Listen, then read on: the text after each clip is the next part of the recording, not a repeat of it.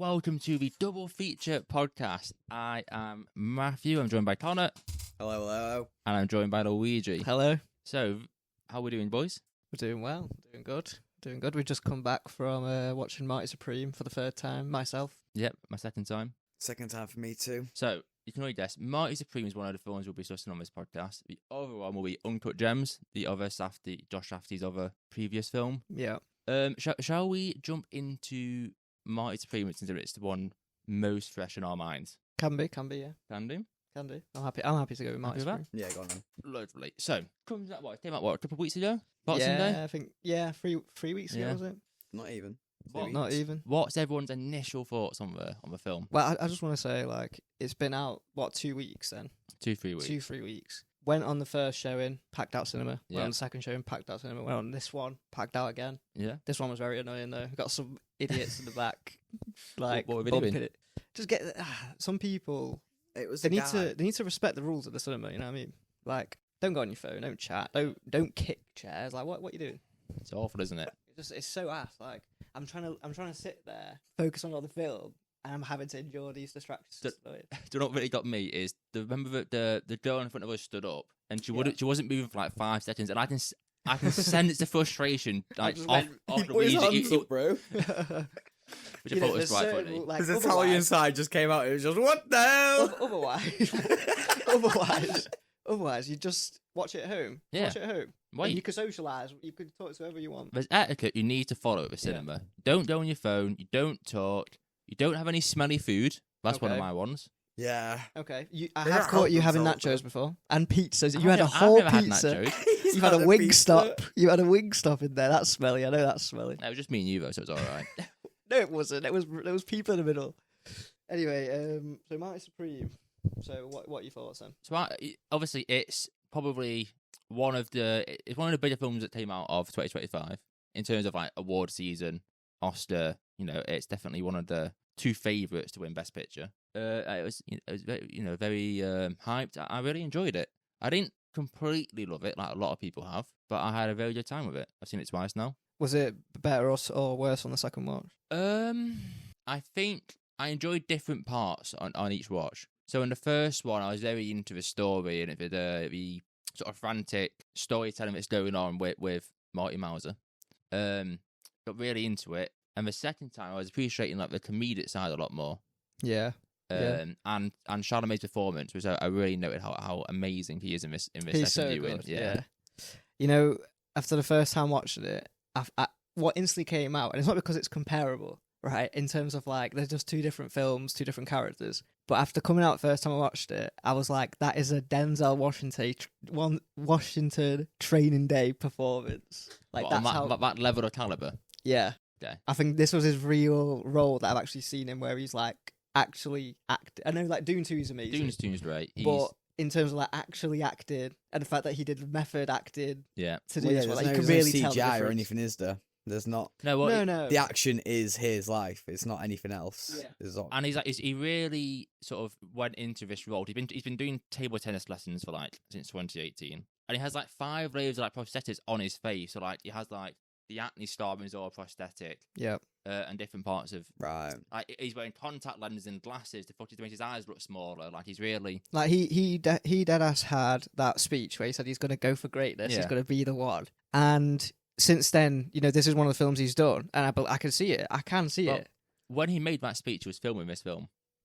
See, my boy, he knows, bro. I'm telling you, Can foresee the future. he's the best. When you think about great actors, right, and like the actors where you go to watch the film because they're in it, rather than The movie star. the movie star. He's the only one to come up, you know, excluding the people in like their 50s and over. You know, you've got like Brad Pitt's a movie star, Leo's a movie star. He's like the only one from the next generation that I've identified so far. There's some people that could reach that, but he's the only one that's made it so far. No, I agree. I think he's like the next in terms of our generations, like Leonardo DiCaprio. Like He's the next every go. film, Yeah, he's the you next need go. to go and 100%. watch. He's up next. Like he's too good. Proved that with this film, with his press run as well. Yeah, Like this was like one of the legendary press run of what he's kind of like evolved. Yeah. They've marketed 4 films. Well, particularly in this one, he did the music video with Mhm. Ez Kid. Yeah, banger of a feature, by the way. Yeah, but would you So say good. that's for this Marty Supreme? Yeah, he literally says. I know it Marty- says Marty Supreme in it, but do you think that's only because of this movie? Or do you Yeah. think I think it's because just to he gain- enjoyed, like he just liked the fact that the guy looked like him? No, I and it think- was I just a think it was all, like, coincidence, like some- it was at the same time. It was also Because it only came out like recently, not too long ago, that he looked like him, that people thought but he was him. I think it's all been some sort of promotional stunt You think? or he's noticed it, capitalised on it, and thought, how can I make this people to watch my movie? That's exactly what it is. Like, it just so happened that people were saying it might even have been from his own team. They might have seen this guy and it's like, do you know Yeah. what? He kind of looks like you. And then it's been like, let's make it a whole thing. And then the big reveal is that he featured on one of his songs. I quite like his feature. I think it's I think, yeah. Yeah. He's a non-rapper. You know what I mean? Like he's an actor. He's done really well. But he had all the interviews he's done. He was standing up of the Vegas Fair. He turned it into a cultural event almost. Yeah, But like for online. Not like in the way that Dune did, or like Avengers, not like that, No. but in a sense where this is a cool era, it's a cool aesthetic. That's what people are into, like fashion trends, stuff like that, like music, what you listen to. It's all like an era now. That's Yeah. what they say, Yeah. and he's really done that. The jackets, I've got the jackets on my notes. that's what like the jackets, like making those important people wear them. It creates a whole thing online. Like I just see it all over. Oh yeah, I mean, and then when he had the pop-up store in London, like the line was crazy for them. Yeah, Oh yeah, bet it was miles long. he's revolutionised like marketing. He's really perfectly For captured films. for this film, where he's done the younger audiences aren't connecting with film so much. Yeah. And he's done to find ways to get them into the cinemas, and it's worked. Like there's every show we've been to, Yeah. it's been fun. packed. Yeah, Yeah. he's almost it's. Well, yeah, it's we're more 2 weeks like- in now, and that was pretty busy. Yeah. It's almost like an album rollout. That's what he's turned it into. Kind of, yeah. This is something that Drake's the live streaming through Toronto, through all these cities that he's touring on. He's revolutionary that way, but like that's in the sense like they don't just do interviews on talk shows. They do different things, don't they? They post certain things, they do certain events, and he's done that sort of. That's what that's given me. Yeah. I mean, he has also done like the classic like Good Morning Britain interviews. Yeah, you got to get the old heads in there as well. But even when he's done that, he's made moments out of it, like the Susan Boyle Yeah, comments. he knows, and I don't know if he's tapped in or if he's got a great research team behind him that feed him this random info. Like, how does he? I know reckon that? it's him, you know. But, I- this I is wanna- what that's they I want you to believe. Yeah, He's very, yeah. exactly. That's think part of the marketing. Yeah. Though. You can relate to him. Yeah, I think he's part of the thing. Because if it was someone's marketing team behind him, every actor would be doing this who's young. Like True, Tom Holland true. would be doing this, or I don't know, No, that is true. Finn Wolfhard. Maybe no one's thought about it. Well, yeah, Who knows? maybe he's ahead of a curve. Maybe that's what I mean. He might be. Tell me Tom Holland's last like unique movie. Well, I see. Right, this is what I saw. Obviously, Tom Holland and Timothy Chalamet has been put against each other the Yeah. past couple of years, like sort of like a rivalry, like how you needed like Brad Pitt versus somebody. You know what I mean? So people are just saying that Tom Holland's been lapped like 10 times by Timothy Chalamet, and it's I bet interesting. you Though. it's not a lot of money though, difference wise. No, so it's interesting though. So one of them's more of like Leonardo DiCaprio. Yeah. like he's gone for the Or tour out. method. Yes, like he's doing important films, let's say, Yeah. like more sophisticated films. Where Tom Holland's gone, well, the route of Spider-Man. So Yeah. he's more of like an action hero almost, but through superheroes. Yeah, It's more of a franchise career right now for him. He's not doing these like sophisticated, with directors who are seen as like, really good directors and Oh, yeah. studios to work with. He's not doing that. He's doing like franchise stuff. Disney movies. Yeah. Uncharted. Yeah, but Yeah. but that's a different kind of career. Like that, he's probably the lead in that sort of actor, that genre. Do you know what I mean? Like, I don't know if you like who was an action hero in Leonardo DiCaprio's time, but was a big actor. Like Liam Neeson. I think he's going more. That's not really I also comparable. think But that he's realised this and is shifting away with the Odyssey. Obviously, he's in a But star. I do feel like the Odyssey is a lot of everybody's. I know, but It's gonna be working, everyone's shop to a normal movie.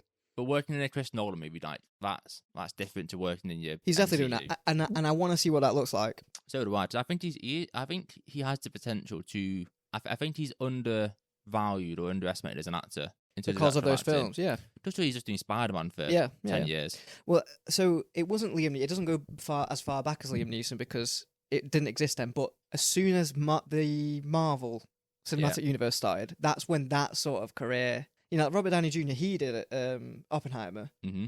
but so he's like an exception, I guess. But like, who plays Captain America? Chris Evans, I know he's done Knives Out and stuff, but he's primarily known as like a Captain America. Yeah, that's his career. But isn't that's because it's worldwide. Captain America is worldwide, and that's his, Yeah. he's just a face of it? it. Yeah, so he's known as Captain America rather as Chris Evans, the great act, like Chris Hemsworth. Yeah, but because He's known as because Thor. that's. Do you not Yeah. think that's just more? That's what it is. Marvel. I know, It's Yeah, all- exactly. yeah. Like that's the instances where the actor's sort of the second. the franchise has yeah. made the actor, Yeah. whereas Timothy Chalamet, like Leonardo DiCaprio, the films didn't make him the actor. He made those. Films. He made those films technically. Like Well, he's a big part of those films. It's like Chalamet has built a brand about him for himself, whereas like Tom Holland per se, He's Spider-Man. people aren't going to watch Spider-Man just Tom Holland's in it. They're going to watch it. It's Spider-Man. Yeah. People have watched Marty Supreme to it. It's Timothy Chalamet. Yeah. Yeah. And that's where people can undervalue the acting Yeah. of it, like Robert Downey Jr. Well, yeah, just he Because did who Iron Man knew- for yeah. 10 years, and then he does one, supporting role in Oppenheimer, wins the Oscar, and goes back to Marvel. Yeah, as you Of would, course. as you All would for about that the money. money. Well, that money though. And he What- turned down what- involving the Odyssey because he was filming Doomsday. Who would he have That's played in the kinda Odyssey? Do we crazy. know? Probably one of the gods or something. But do we know who they cast instead? No. I'd love to know. Or maybe one of his suitors, which is like Pattinson's role. I don't know. But I assume Downey will probably be in a future Chris Nolan film anyway. Did Chalamet ever have like any kid movies? Because obviously, He was a kid in Holland was- Interstellar. yeah, Holland was in that Impossible movie with the tsunami in With Ewan McGregor. Hawaii. Yeah, Yeah, he Ewan was. McGregor. He's a kid in that. His dad. Yeah, that's pretty good. But he's not a lot of acting in it. He's like gets chopped up. It's pretty weird. You know, I actually saw. I don't know if it was in an interview, but Timothy was talking about his role in Interstellar, and when he was yeah. filming, he thought he was a much bigger role than it actually was. He was actually like sad about it. I thought that was funny. Yeah, I saw that. He read the script and thought, "Oh yeah, I'm a big part in this." And in reality, Yeah, he thought it was going to be his big break. He's left, gone, bye bye. Yeah, that was funny.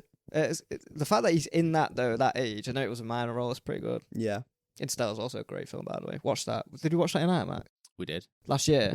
2 Or was it years 2024? ago. ago, I'd say. That was great. Yeah, I saw it twice. Anyway, back to Marty Supreme. Anyway, some details about the film, really. So it's directed by Josh Safdie in his first solo directorial effort in a while. Normally, he's been, directing with his brother Benny. It stars Timothy Chalamet as Marty Mauser. It stars a supporting cast of Gwyneth Paltrow, Odessa Azion. Is that how you say it? I think so. A Zion Unsurprising actors Kevin O'Leary. Williamson. Pardon? Kevin O'Leary, right? Who the only way I can describe this is like Kevin O'Leary. Who does he play? he plays Mr. the pen owner, CEO. Rockwell. Mr. Rockwell. Right. He's He- great, by the way. He is not an actor. He is like a CEO and like the US version of Dragon's Den. What? So this is I like did think his face was a bit familiar. You know? So it's not like that I've an- ever seen that. it's like But an Alan Sugar in a film. that is crazy. Right. Yeah. No, Nigel. Who's the guy on Dragons Den UK? Do you know? I him? was thinking like The Apprentice. Like it's just Oh, okay, yeah. Oh, is it The But- Apprentice? well, those type of shows, isn't it? Yeah, yeah, okay. Businessman on, but, Yeah, you know. yeah. And And he then does really well in it, by the way. he does do really well in it. Yeah. And there's some more things about I want to run back around to him later. Yeah, okay. And obviously, it also stars Tyler, the creator, He was great in it. in a not a minor role, but it's not a massive role. But he's No. doing it as No, Wally. yeah, his scenes are great. Yeah. I'd love to know how many minutes because it's not a lot. I No. wouldn't say. I'd say Oh, like I'm going 10, yeah, at probably overall. but it's a great 10 minutes. It is a great 10 minutes. It's a great 10 minutes. And the actors in TV great 10 minutes are underrated. Like Snoop Dogg in That was- Training Day. That was like 4. It was great though. It's one scene. it was great, you know. It's at a budget of 70 million. Yeah. As of right now, it already has made 70 million at box office, and it's only really released in the UK, Canada, and like America. It's not all countries, is So it? and it's not released in a lot of the international countries. No. So I think this will do well. It's in the US. It's A24's third biggest film already, Okay. and it's the biggest film in the UK already. Yeah. So like this is it's doing pretty well box It's office going pretty wise. well, yeah. People are going out to watch this film. People are going to watch Chalamet. He always comes up on my TikTok. People talking about it. He has sort of he sort of has banked on himself with his press run, Yeah. and As he should. it's paid off. It It's has, paid off. yeah. No, he's great. He's great in it. He's already won an award for it, hasn't he?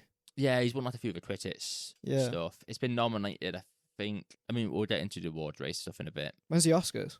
March, April time. And do they count movies coming out now, or is it just is the cut off 2025? The cut off was like January 15th. Oh, okay. But this came out in Christmas Day in America, so it makes the cut off anyway. Yeah, no, yeah.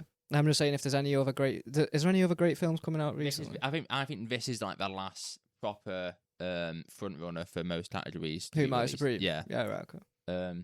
It's realistic gonna be like this. One battle after another is like steamrolling a lot of awards right now. Yeah, And Sinners is doing quite well. yeah, So those are like your main three to keep an eye on. yeah. Some various things like best Well, actor. it's at the awards. Best pictures went to one battle after another. Best performance is Timmy. Sinners won some. The Timmy Tim. Sinners won best score. Yeah. I I mean, which it's Craig's choice, isn't it? so let's actually dive into the film itself, right? So set in the 1950s, New York, Mm-hmm. mostly. There's though a few other places, Yeah. and it's loosely based on Marty Reisman, the actual table tennis player. Yeah. From the 50s. The first half an hour from when we're introduced to the film to Marty going to London, playing the table tennis tournament, going to the finals, and then coming back to New York is like that's electric filmmaking. The way they shoot the table tennis scenes Mm-hmm. and the way that they hold on it so long, where you see it's actually a Chalamet playing the table, it looks That's great. great. That is great. The story in those scenes is great. The editing's great. Yeah. Just the whole. For me, it's the best sports scene since like Creed. Okay. Like it's just been great filmmaking. Like, Yeah. who would have thought of a table tennis? Yeah. Yeah. Well, I guess it's real, isn't it? Like, I suppose if you're trying to film football, like soccer. Yeah. For the Americans listening, if there's any. That'd be one. What's it called? What was I saying? If you're trying to film that in Mm. a football film, it's a bit hard. I don't know about you boys, but the only ones I've seen in terms of like football film is When they're like that. is it called Goal? No, Goal. With the that- Brazilian, Newcastle guy. he plays for yeah. Newcastle and then goes to Real Madrid in Yeah. the second film. And David Beckham. I haven't seen the second one, no. So that's like a proper football film that actually tried to film football within the the Yeah. film, within the scene. And when I was young, it was great. But I imagine now if I watched it, it probably wouldn't look that good. It does look pretty good, you know. Does it? Have you seen Yeah, it recently? Yeah, like last year recently. Oh, You watched okay. it last year? Yeah. I'd love to do an episode on that one day.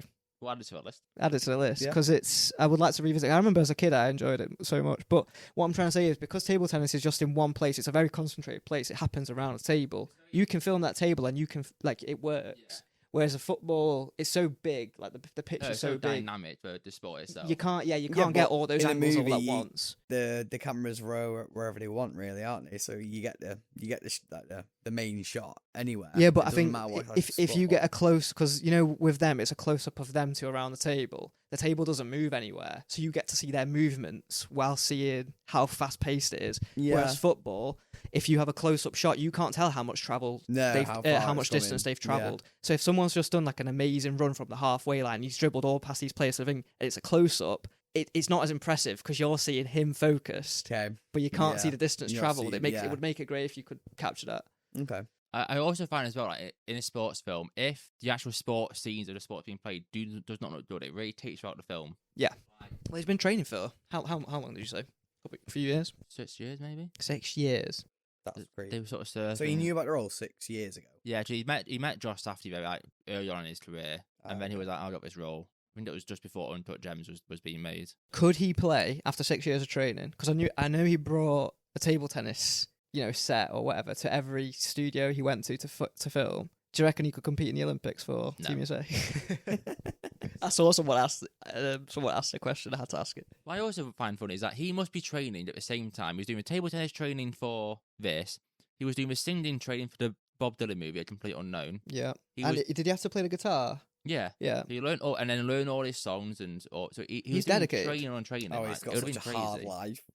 No, I'm not saying that. I think it's interesting that he's just doing all this stuff at once for all these films. Yeah, but have you not seen that guy on TikTok called? He's like called Swole Animal. I know it's completely off topic, but he does completely random videos every day. He'll learn a new skill, and won't stop until he learns it. Like he'll learn guitar or a piano. Surely he's got like 10 skills at once. What? Is he not practicing 10 skills at once then? No, he's just doing one skill a day and just learning it until he doesn't need. Like he'll just learn like a song. You on can't the piano. learn a whole instrument in a day, surely. He's done it for a lot of stuff. What Really? type of Yeah. skills is he trying to learn? Like a unicycle, like loads of different, like riding a unicycle, playing a guitar, playing a piano, playing a trumpet. So hear me out then. If he's learning to play the piano, Yeah. is he just learning one song on the piano? One song, but That's not learning the piano. That's but just memorizing one it's- song. no, it's different. Could he it's how- play chords and make like a sort of like a flow of a song Yeah, afterwards? He could. He went. So he I'm could telling play- you now. Yeah, So he can fully play a not song like if he's got like the... a masterpiece. I don't think, but I bet he could play an actual song. Okay, yeah, fair enough. But I'm saying like I know it's hard, but The thing is though, even let's say, so this guy plays piano for one day, learns a song. If he then has to be filmed performing that song like he knows it, like he's this natural piano player, he probably couldn't do it. Whereas over years or more extensive training, it does come naturally. So he's not having to like search and do it. You know what I mean? I don't know. are we 100% sure that none of the shots in Thingy was CGI? The table The tennis. table tennis shot. No. I would be very surprised if it was. The only one that's CGI is like- the one where it goes from the sperm egg and it spins into the ping pong ball and the title comes. That's CGI. I also thought the dog running into the smoke looked a bit digitally Yeah, affected. probably, yeah. If I had a digital, But the digital actual shoot over it. table tennis, when they're playing table tennis, I don't think it's. I think he's actually playing. Yeah, it is. But that's the impression I'm under anyway. If Well, it's if not he- him, if it's he's a stunt training- double. If he's training for 6 years, then you'd hope Yeah, so. He's I playing. hope so, but I wouldn't feel like he's that good. And if it's not him, it's a stunt double. So like when he's running around in the semi-finals in London, where he's jumping over barricades, I assume that's a stunt double doing it. They asked him if he wanted a stunt double for the getting spanked The spank, scene, and he didn't. and he said Yeah. no because he wanted his own ass or whatever. What was I the can't words he remember. said? Does anyone know? He said, A memorable ass or something like. I don't know. He wants the people to know that that's his ass, not somebody else, and he think, you know what I mean? Did you see the second half of that story? No. They had a prop paddle. Right. After the first one, it broke. It was so weak. And then we had to get an actual paddle, so they were just like completely just like spanking his ass for like fucking Oh my god! 40 takes. Yeah, how many takes would it take? That was actually hilarious. Did you know that? Because you said, you know, the person that plays Mr. Rockwell. Yeah. He's not actually an actor. His son, not his son, sorry. You know the fat son, the 30-year-old that hasn't moved out? The guy from Side Talk. Yeah. When I heard that he was from Side Talk, he was like, fuck Trae Young, fuck From Trae Young. Basically, in the NBA, the New York Knicks, the New York Knicks played the Atlanta Hawks. The Atlanta Hawks have this player called Trae Young. Mm. And Trae Young was like beefing the New York Knicks during like press conferences, like trolling them and stuff like that. You know what I mean? Like a proper rivalry. Yeah. The Knicks beat the Hawks, like knock them out of the playoffs At MSG, I'm fairly certain. at MSG, so like at home. And Side Talk, well, it's not directly linked to the NBA, but Side Talk. So you've got that going on, that situation. Yeah. Side Talk is like an account that goes on New York streets And like interviews people. and interviews people, but they're always getting okay. like sturdy and shit, right? So, and they're always like lit up, like they're always like on something. So Side Talk went out for that game because that's a big deal. Like the streets are going to be busy. I assume that's Yeah. why they went out. And so yeah, the son. Do you know who we're talking about? The son with the glasses, the one that sprays the ping Yeah, pong yeah, ball orange. He's from there. Like Josh Safdie saw him on Side Talk on this Twitter account. Right. And he's on there going like, "Fuck Trae Young, Drunk we as love fuck. New York Knicks." I don't know if he's drunk or whatever. No, but... he's drunk as fuck. I've seen the clips now. I know who you're talking about. Oh right, yeah. So he was at a bar. Right, yeah. Yeah. So I think he saw him on there and said he needs to be in my film, and he was great in that film as well. This is what I think is very interesting. The Safdies are great at picking up these non-actors. Well, can I add another one? Yeah. Third one. The third one is at the table tennis parlor thing where he trains. Yeah. In the cage bit, that man with he's known as the man with the golden voice, Lawrence, right? potentially. The one in the cage, like old man, and his voice is so soothing, right? He is homeless. Don't know if he is now, but was homeless, and he brought him on. But he was known on the internet when he was homeless as the man with the golden voice or something like that. Okay. And I saw a whole thing about how like he's come a long way and now he's in a film. You know, Because he sang or what? I think because he went viral for his voice. I Mhm. imagine, I don't know. He sounded like he sounds like, I've seen some videos of him when he's homeless with like just speaking, and he sounded like I think people think he's a wholesome guy sort of thing. So I was going to say the actual owner of the table tennis like area, Lawrence. That's George Durbin, the old NBA legend. who? The guy who owns, you know, when he goes like, "Oh, Nice to see you. that's George Oh, Durbin." okay. That's George Durbin. Okay, And no, I then when didn't they know had who- the Harlem Globetrotters, they had Yeah, Kemba Walker, Tracy McGrady's in Tracy there. McGrady, Joe Johnson was flowing up but never made it to set. Yeah, saw that. But those are things that I noticed on the third one because I saw that I didn't know they were in the film until after I watched it the second time. Yeah, same. Then I really noticed it, and that's great. And then there's the same later on in Uncut Gems as well. There's sort of people lettered in throughout that as well. Oh yeah, Kevin Garnett, obviously. The Weeknd's really good in that as well. I enjoyed The Weeknd. I didn't know he was going to be in it. Obviously, Julia Fox is the girlfriend. Yeah. Well, who's a model. Going back to Marty Supreme very quickly. It's very interesting that this film is obviously directed by Josh Safdie, which was released this year as a sports film, and Benny Safdie also released a sports film from 2025, The Smashing Machine. Mm-hmm. Very interesting comparison when you see the two, their first big budget solo directorial, debuts. Yeah. And I thought it was very interesting that they sort of both went into a sports lane, and one has seemingly come out more acclaimed than the other. People didn't really love The Smashing Machine. When I was watching Uncut Gems, I was because I've seen Marty Supreme and The Smashing Machine. So when I was watching Uncut Gems, I remember I was watching obviously. Yeah. There was parts where it was like that reminds me more of Marty Supreme. So like Josh Safdie's influence, and then some of us was like that's more like The Smashing. So I'm thinking that's his influence in that, and it was really interesting to see like different things that they've influenced. I thought the same thing going back to it as well. And yeah, so that was quite interesting to see because I think it's quite obvious. Like if you really think about which part of which, you can see where they all come from. Yeah, because they're the same genre at the end of the day. No, they're sports biopics, but they're interpreted in different ways through their directing. And when you combine those into one film, you can see certain things that seem more like one brother and certain things that seem like the other. Yeah, I tend to agree.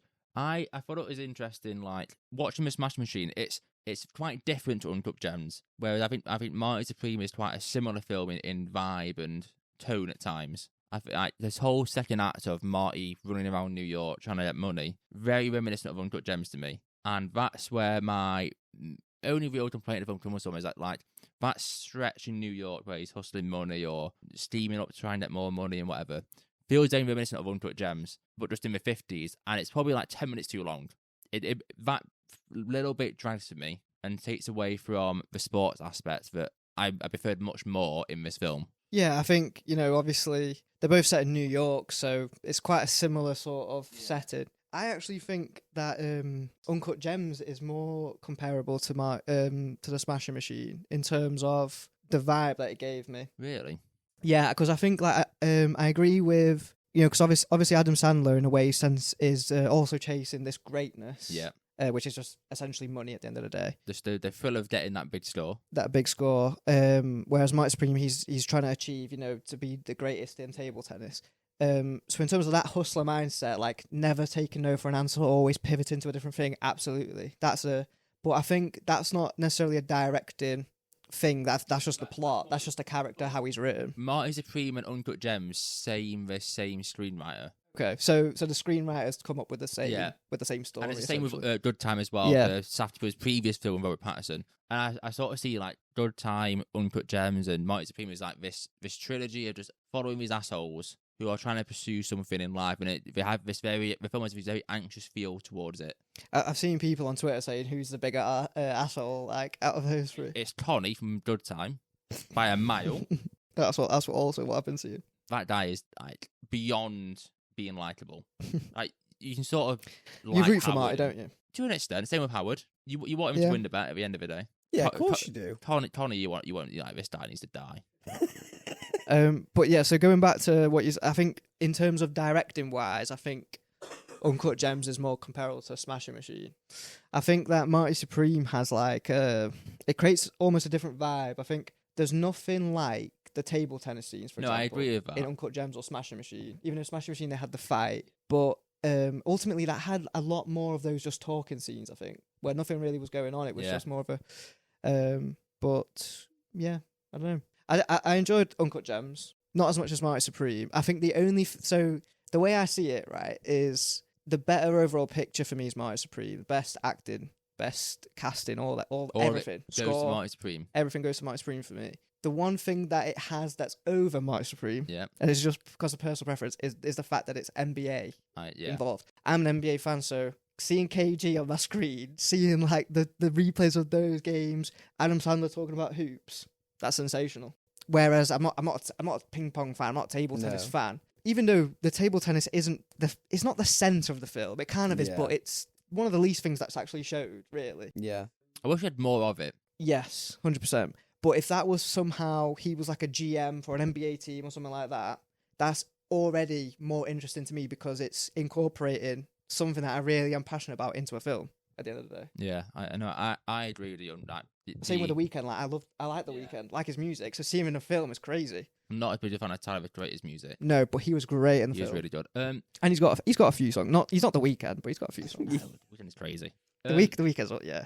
One question for you, was he really a vampire? Born in 1601. No. No, 1601 is a New York area. Is it? I believe Okay. that's what he's.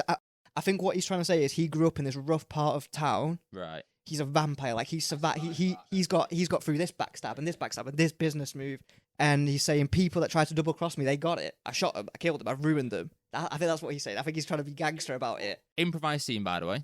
Yeah, From I rate Criminal it. Louis. And he also wanted to buy Timothy Chalamet like a vampire would, but he was told he wasn't allowed to. Yeah, I don't care too much about the biting. I think that's weird. But the fact that that's improvised for this business guy in real life, and that's how he's interpreting it. I think that's I think that's some real shit. It's a very interesting take on it. But not the biting. No, I don't know why he'd bite. Yeah. We had enough biting in Sinners. Yes, no more vampire films. It's done now. Dracula still bites. You know, he's a vampire film. Isn't it? I don't get. Dracula's been remade 10 times over, bro. I don't really see it. The pinnacle was Nosferatu from The pinnacle is Hotel Transylvania. with Adam Sandler. Yes. Bringing it all back. Yep. Touched on it very briefly. Oscars haven't happened yet for this film. So normally we spoke about the Oscars and what hasn't won, was it snubs? What do you think?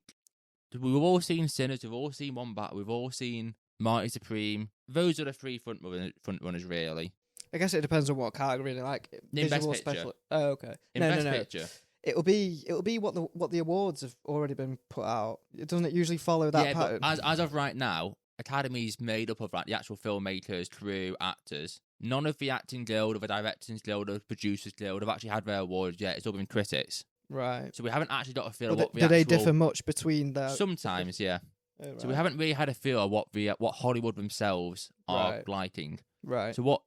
Does anyone want to go on a limb, make any predictions? What's going to win Best Picture? I'll just go with what One the critics battle say. after another. Yeah. You think I'll I'd go One with what the Battle too? critics say. I'd also want it to be One Battle. I think that's my favourite film of 2025. It's up there. It's top I don't three. think Avatar's going to beat it for picture, but Avatar will beat it on some. I think. Avatar wins special effects. Yeah. What would you want from Best Picture? What would you Between- choose? What would you choose? One battle after another. That was your favourite film from 2025. That's not my favourite film. What was your favourite film from 2025? Why would you choose that then? Avatar. So that's what you choose. So then? for you, Avatar was the best picture of that year. No, favorite and best are two different words. Okay. Okay. So why is One Battle better than Avatar? It was a better movie just because I enjoyed Avatar more. Because Okay. The experience and the event of it. Yeah. Okay. Well, I'd assume like obviously my favorite is probably the one that I think is the best. Yeah. 'Cause it's my Which, favorite. which is what for you? Marty Supreme. So you think Marty Supreme? If I was to give the award, I'd give it to Marty Supreme. But you know, Do you know It's- it's not going to win, or do you have? I don't think it's do you gonna win believe- because I think do you it's have 1 some and 2. belief? I think it could go either way. I'm What? leaning more towards One Battle though. You say Marty Supreme could win picture. I'm saying it's second favourite. I'm saying what I'm trying to say is like if I was to give the award, It I'd was give it to Marty Marty Supreme. So you would vote for Marty Supreme for Yeah, if you were yeah. on a ballot. Yeah, but you know, One Battle After Another's up there. Like Yeah. they're 1 and 2 in it. Like realistically, it's like 1A, one. Like you know, it could go either way, like you said. And we've seen sort of most of the big acting performances of the year from the lead actor. It's probably be down to Leo or Timmy. I think that was more clear for me in terms of I'd still get so for Best Picture I'd give it Marty Supreme, Yeah. but I wouldn't be mad if they give it to One Battle After Another because that's you it's like Ronaldo and Messi Yeah, in yeah. terms of But in terms of the performance, I think for me Timothy Chalamet's performance is far superior than Leo's. Okay. Even though Leo's is still great, like it's all like essentially perfect. I think Timmy's just that much better Yeah. in the film. I'd agree with that. To be fair, I'm going the other way. I'm going with Leo. I don't think we get. I mean, to be fair, I know Leo's the main character in that movie, but I think we get more of Tim. I feel like We do. I think, but I think Marty Supreme is solely on Timothy Chalamet's shoulders, right? Like he's pretty much in nearly yeah, every well, scene. he is the character of the movie. It's not called whatever the fuck. No, whereas like One Battle is more in ensemble, but Leo's the lead in it. I just think he's phenomenal in that film. Like Leo is. He is. He great. it's a really as usual. By the way, he never misses. Like, it's Leonardo DiCaprio. He's so good. He's so good in one bar after another. I don't know. I just think, but I think exactly for the reason you said it, Marty Supreme is so on his shoulders, and he's that good in it. Like, he essentially does carry the film. You know, you can't. It doesn't work without him. Whereas One Bar After Another doesn't work without Leonardo DiCaprio. That's how good he is as well. But like you said, it's not. There's more going on in that film. Yeah, whereas Marty it's just Marty full on. I think we see in like. For me, it's the way he delivers the dialogue, which, you know, obviously we're compared to Uncut Gems. I feel like Uncut Gems dialogue was so much less sophisticated and so much less real in a way than Marty Supreme. So Marty Supreme, for example, the role where it's him, the policeman, and his uncle. Yeah. And they're just shouting at each other, but it's so good. You know, it's so real, it's so crisp. He's delivering those lines like it's flying, like he's in flow state, like, fuck you, you know what I mean? It's so good, it's so crisp, it keeps you so involved. So what I'm trying to say is, like, you know, seeing that in that film, that's what gives it the upper hand in terms of, against Adam Sandler, but also with Leo, you know, in terms of the Oscars. You might get Odessa Zion as supporting actress. She might sneak in. Yeah, I liked her too. People were saying Gwyneth Paltrow a few months ago, but I think that's sort of falling off, and it's leaning more towards Odessa. I think Odessa deserves it. She has a bigger role. She does really well in that. Really liked her in it.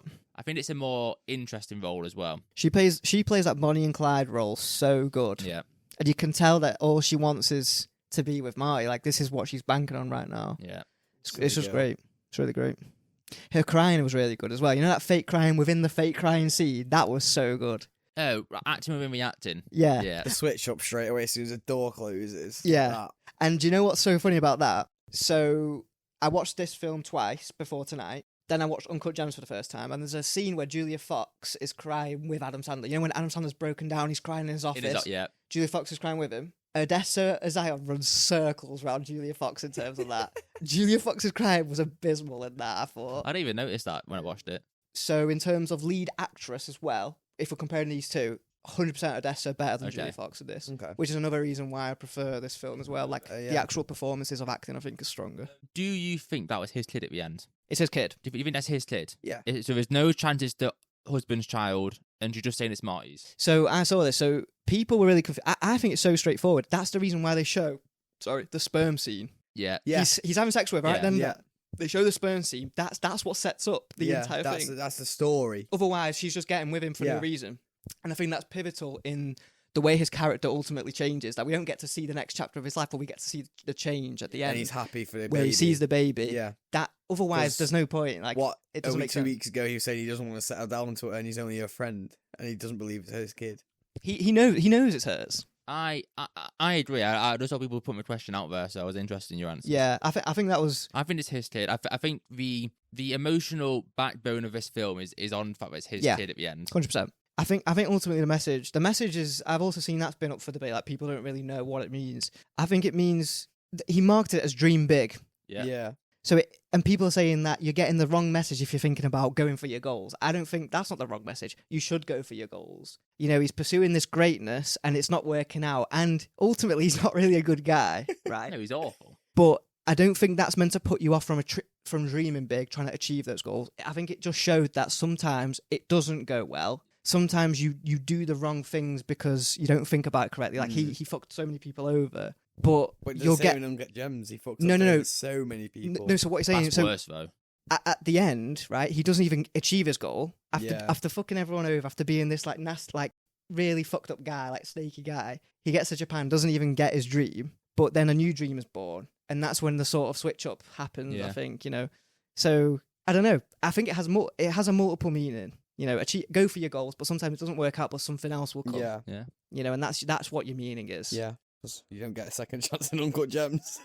No. Well, shall we? Let's move on to Uncut Gems then. Yeah. So this film is directed by both Josh and Benny Safdie. It's their last feature film together. So as of right now, I think Benny's going to direct another film with it right after this of A24.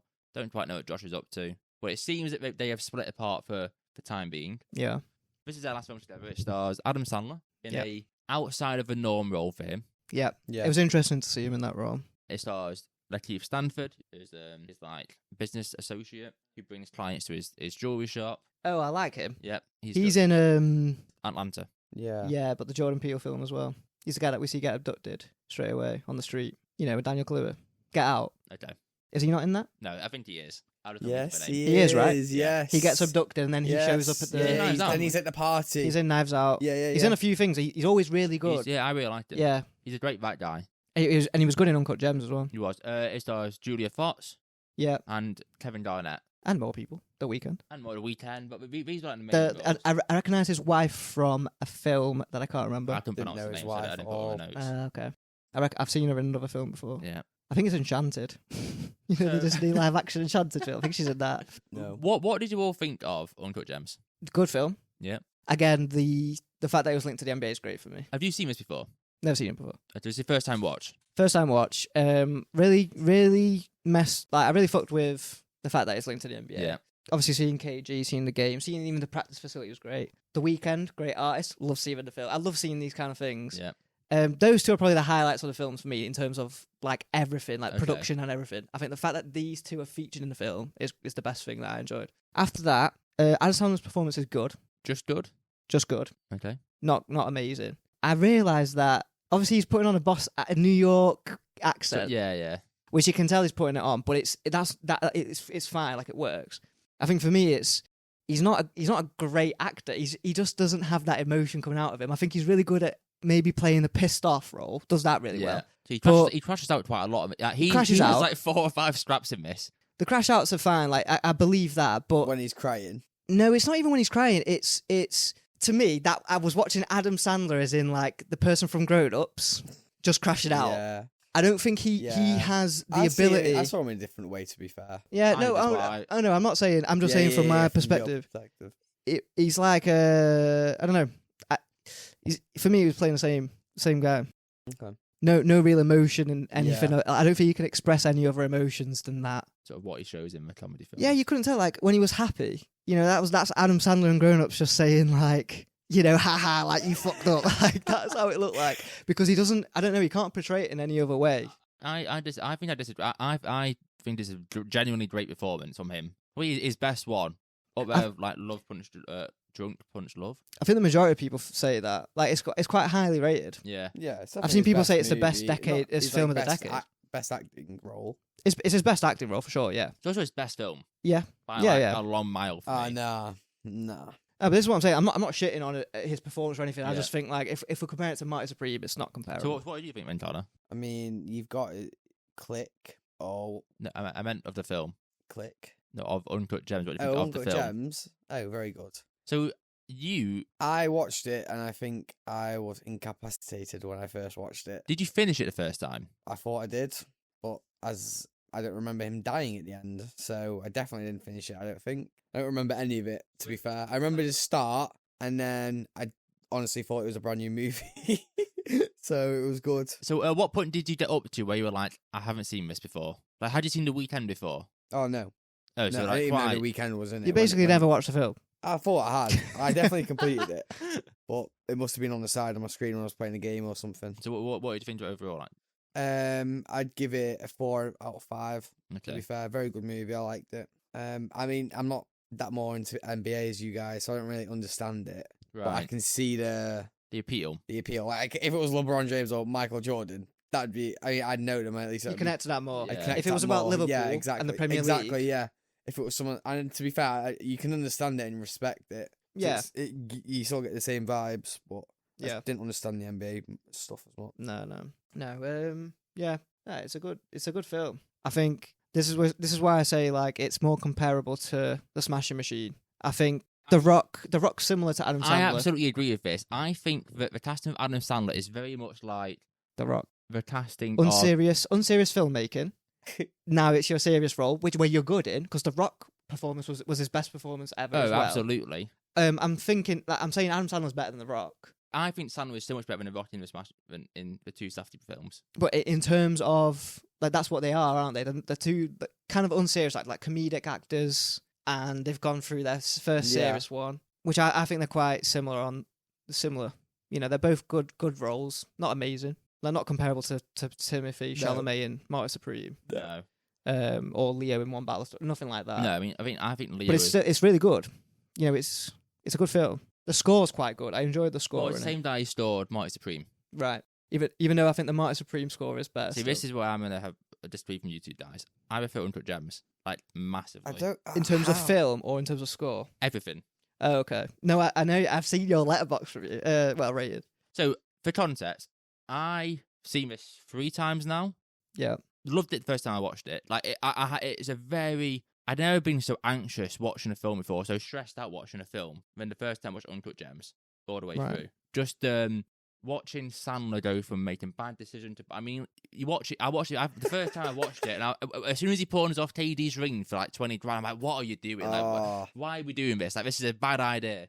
And he makes bad idea after bad decision after bad decision throughout the entire film. Each one escalating worse and worse for his situation. I know what's coming, and I can find a lot more comedy in it now. But even now, I'm sort of like, "What are we doing, Howard? Like, you could be easily out of this." If Yeah, you, you could have taken 175 straight away when he offered it you and paid off your debts. And you would have been Absolutely, fine. straight away, you could have been solving the first 15 Nah, minutes. mate, I want a mill. So he goes to the auction and fucks himself. I love Sandler in this film. I've got another take with that a bit like over the Oscars. I think KG's fantastic. Yeah, well, I remember before I saw it, you said that we came out of Marty Supreme watching it the first time, and I said that Tyler Creator was great in that, and you said KG's better than Tyler Creator. He's just in it more. Yeah, I think he's probably about the same amount of time, to be honest with you. But I think KG feels more impactful in that film for me. Yeah, because he's He's a more bigger. pivotal. He's not a bigger role. He's a bigger character in the story. Yeah. He's like a top 3 Tyler the Creator is like important his character in the friend. story, It's yeah. like helping He's the him. biggest character in the film. I thought Tyler Creator's performance was far superior. I think KG, KG's it's still great just because but I think not because he's acted, it's just because it's KG. Yeah. That it's great to see him on the screen. But I- Tyler Creator was actually he was acting. You look at a lot of the athletes turn actors, and I think like KG performance. I know he's playing himself, but you watch people try and play themselves in like Space Jam, and it's nowhere near the level as KG's in this film. Right, so you mentioned Space Jam I wouldn't say it's specifically. that hard to play himself. No, but like you watch like I don't think even know he who- tried that hard for this role. I get what you're saying, and Yeah. I agree to a certain extent. But again, it is just him. His role is. Nah, man. Like, what are you talking about? Like, give me my Yeah. ring back. Like, it's not. It's you're just acting as if somebody's taking your ring. He's probably done that in real life. But I get what you say. It's still good. It's like The Weeknd. I don't know if The Weeknd would probably not. He probably was acting with that freaky shit with Julia Fox in the wardrobe. yeah. Fun fact about that: The Weeknd specifically said, "Make me it's set in 2012." This film, Right. he says, "Make me as much of a punk, because that is how I acted in this time period. Like, make me like this degenerate punk." Oh, that's pretty cool. So he's made himself more like he was in 2012, Yeah. Okay. which is cool. I think essentially Over Adam Sandler's probably got the best performance in that film. Second is probably the guy that introduces him to KG. What's his name? Lakeith Stanfield. Lakeith He's Stanfield. really good in it. He's probably the second best performance Yeah. in that film for me. Yeah. I think he's great in that. I- And he's a really underrated. Like, he's never been a lead, I don't think, or anything that I've seen in. Nothing. But- He's been a leader of like a few indie stuff, but he's never Yeah. been like in a Oh, okay. mainstream like No, this or that. He's a great like. he's second, so good. third He man. smashes his role every time. Yeah, he's really good. A few fun things here for you guys. Originally, the KG role was written for Amer Stoutmire, the Nets player. Am I Stoudemire? From the Nets. Amari Stoudemire. When he couldn't, But KG better, bro. when he KG's couldn't more do interesting. it was offered to Kobe. That would have been crazy. Kobe turned it down to what to direct instead.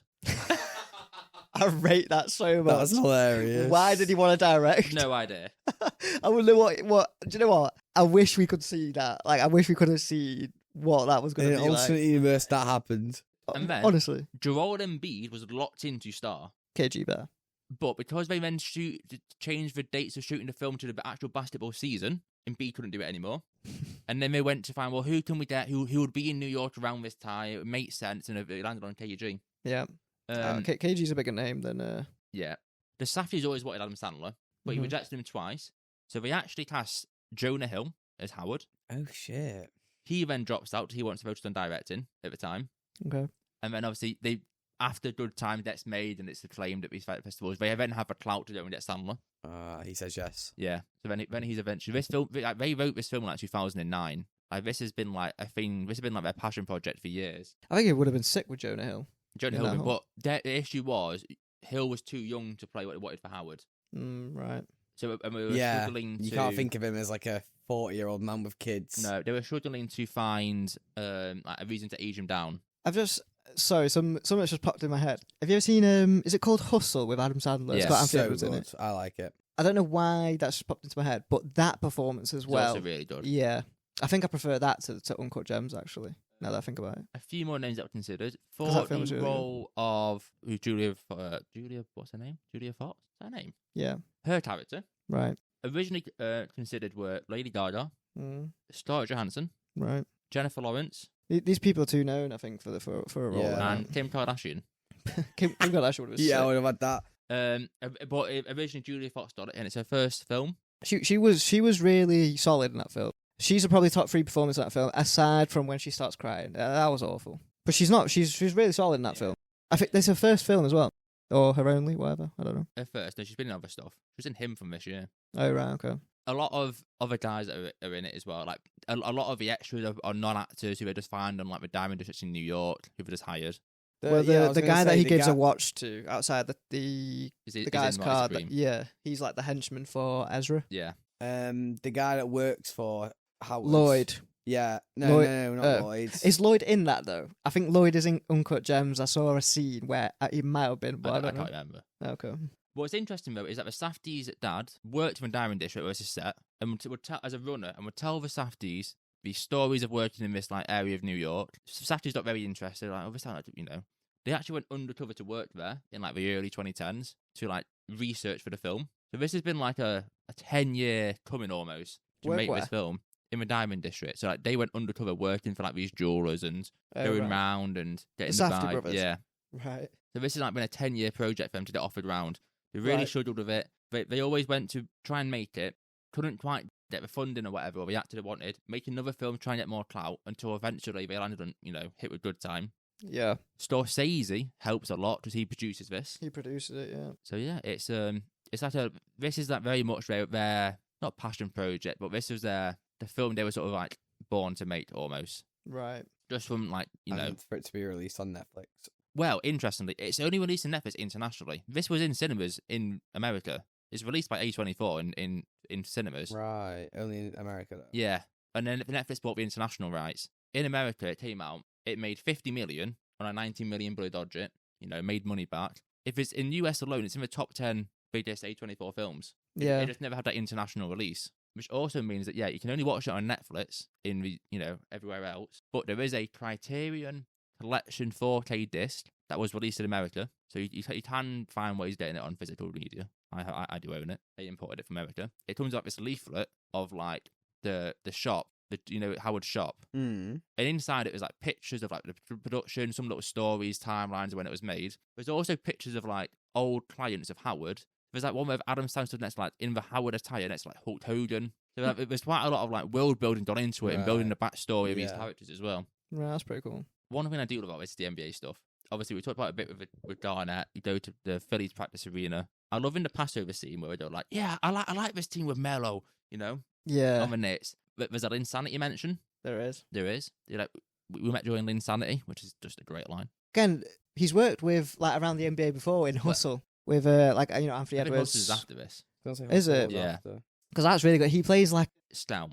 Scout, is it? With a scout, That's so good. So Do you know what? We need to do that. Add that to the list for the podcast as well. That's a great. But film. it's Anthony interesting Edwards that is so good The at that. Safdies are big Knicks fans, and they always sort of circle back round to the NBA, like we had with Uncut Gems. The NBA is a very big theme in it.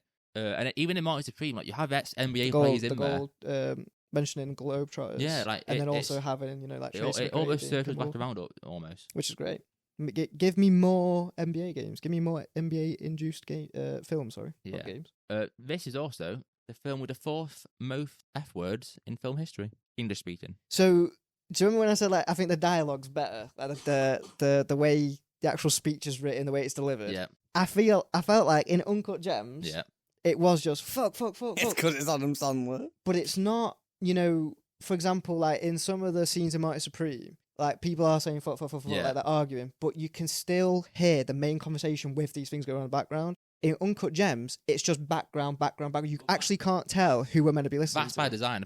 So I read this thing by the directors, like they added so much additional ADR dialogue in the background to make it seem very authentic to what it was like when they went undercover, where you couldn't really hear what was going on. It's just all these people shouting over each other. Well, that's interesting because then we're not looking at the film, experience it through Adam Sandler's eyes. We're looking at it through our eyes, as in Yeah. we're meant to be a Like, character in it. it's But very, it doesn't work like that. it's very And people who live around West area say so it's very authentic to the area. See, I think that's very confusing because it's not filmed in that way, but the audio is. We're following Adam Sandler's role. You'd want to like we're following Marty Supreme's life. You want to hear him speak, but the way they've done the audio is actually you're hearing it as if you're in the film. I think that's They've not filmed it like that. That's meant to build to the anxiety. Like you can't quite get a sense of what's going on. Everyone's shouting over each other, and that just builds and escalates. Well, I was going to say as well, I felt nothing watching Uncut Gems. Oh, really? No, it's the first time I watched Marty Supreme, my heart is racing. Yeah, like, so didn't know what was going on. Uncut Gems. When I watched it second and third time, obviously I knew what to expect. It wasn't that bad. Uncut Gems, it never tied me in enough to feel it. It doesn't build it up for me. But this is where the score comes in. This is where the dialogue comes in. This is where the scenes, the actual stuff that they like to show. It just didn't work for me. Really? Like, yeah, in terms of not that it looked bad or that the film was bad. The film was good.